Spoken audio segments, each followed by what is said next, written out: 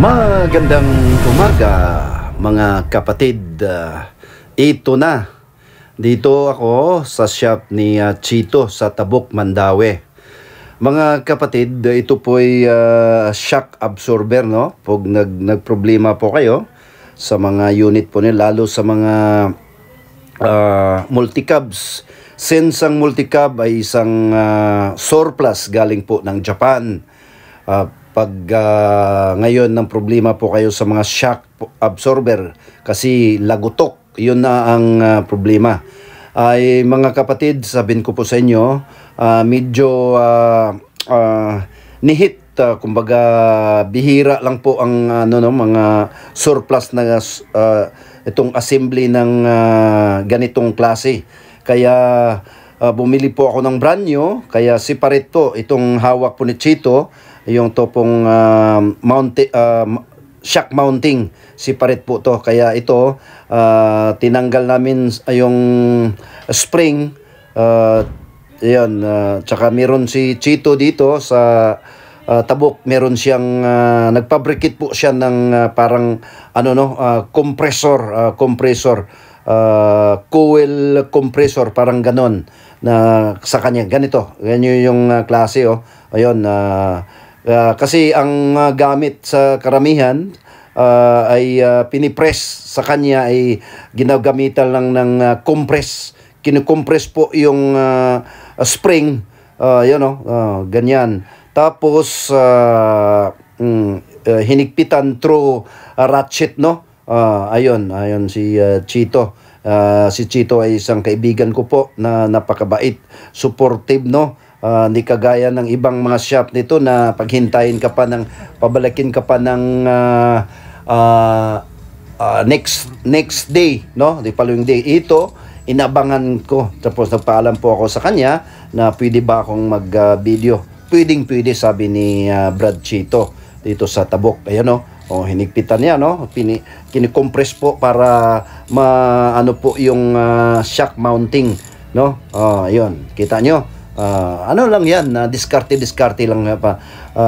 Dito kung taga-Tabuk kayo, kinsa may taga-Tabuk ninyo, dire lang sa shop ni Chito, no? Mabait, tsaka affordable pa ang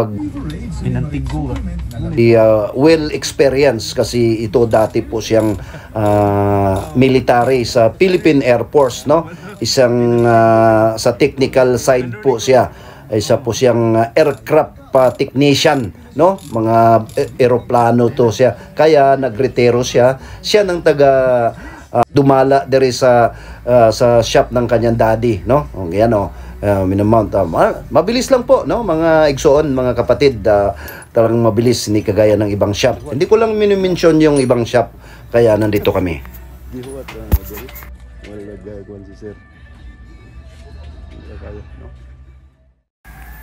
Yun, unsa pa may inyong dugayan, basta ari lang mo, no? Kung sa mga problema, basta mga mechanical lang po, works, no? Dito sa machine shop po ni Chito, Barangay Tabuk, at bang review din sa wapari kabot sa eskwelahan, no?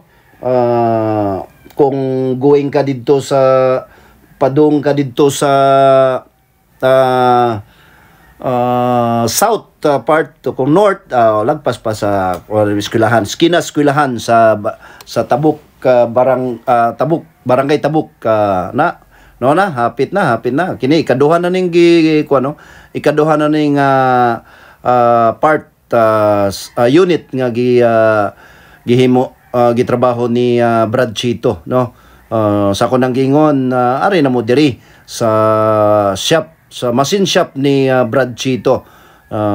Sabot-sabot lang, pwede kay si Chito, napakabutan kay nga tao, mga kapatid o mga igsoon ko diha ni Kristo, no? Mayon nakatabang ni sa inyo nga video, no? Daghan kay nig labi na sa mga derita sa taga Cebu, no? Lisod kay ni sakpo ning pisaha, kana magkuan mo assembly, daan ako nang round ng halos surplusan diri sa kuan, sa Aidan, sa South Sea, there is Kabangkalan wala gyud, there is Hindri, amot lang ka ilang ka Hindri, no, there is may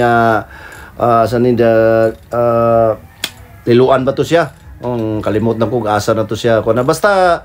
Kung doon na mo yung mga kuan sa problema, mga lagotok or sa sigurado, usa sa hinungdan ana ang iyahang shock, no, shock absorber, palit lang mo brand new, daghan man kayo kay daghan naman ig brand new, kuan na siya, tiga-tiga na lang, tapos shock mounting, tapos inyong ipa ni Chito, no, ipa kuan nyo, ipa kuan ton yung kuan, coil sa spring coil sa kuan sa daan, nya anhin nyo sa bago sa shock.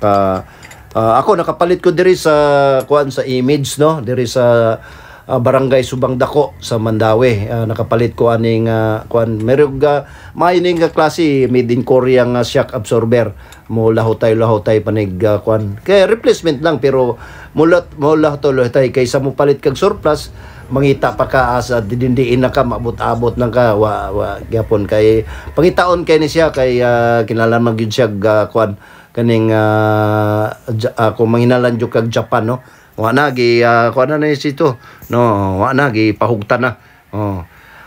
Sa ako nang gingon, manghinaot kong nakatabang ninyo, lalo na mga taga Cebu nga kuan nga mga na nag-iya og multi-caps og even dili sa multi-caps, kuan baron mga bongo unsa ba diha, no.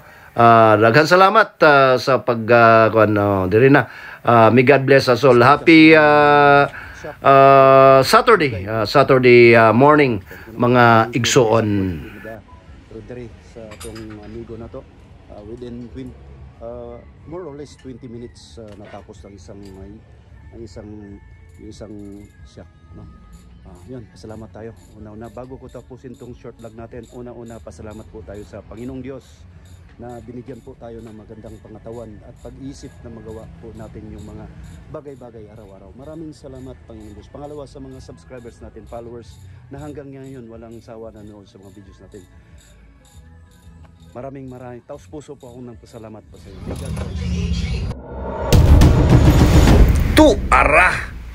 True effort sa igagaw ni Mrs. nga mayo kayong laking mekaniko diri sa Barangay Kanduman, no. Si Noy Mario Borbon, gitao dayon, no, unsay langanan.